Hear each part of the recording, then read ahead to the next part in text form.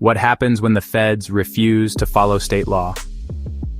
Imagine federal agents in tactical gear raiding your city, but refusing to follow the same state laws that local cops have to obey. This sounds wild, but it's a real constitutional showdown happening across America. Your state says one thing, the federal government does another. So, what happens when these laws clash? This fight is baked right into the US Constitution. In one corner, you have the Supremacy Clause, which says federal law is king.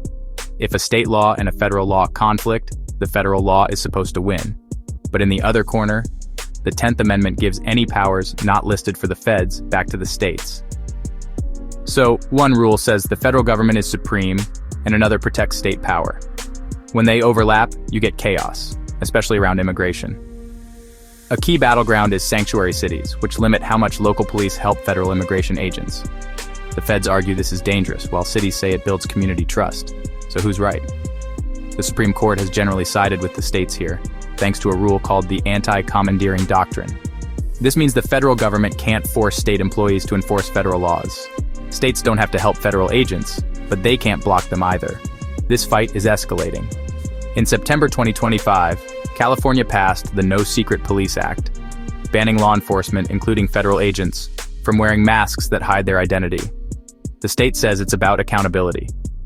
The federal government immediately said it would ignore the law, arguing it's unconstitutional and endangers their agents. This creates a direct standoff that's now heading for the courts. So how do these fights actually resolve? First, a state can't just void a federal law. The Supreme Court is the ultimate referee. Instead, it's a messy dance. The feds might use the power of the purse, threatening to withhold highway funds to get states to comply. Most of these fights get tied up in court for years as judges try to draw a line. And in the most extreme cases, the president has the power to force a state to comply. After school segregation was outlawed, President Eisenhower sent in the 101st Airborne to ensure black students could enter a high school in Arkansas, proving the federal government has the final say. So, when federal and state laws conflict, there's no single answer.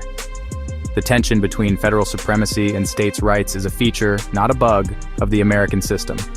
From sanctuary cities to mask laws, these showdowns constantly redefine what American law looks like on the ground. If you want more breakdowns of complex legal topics, subscribe and let us know your questions in the comments. Thanks for watching.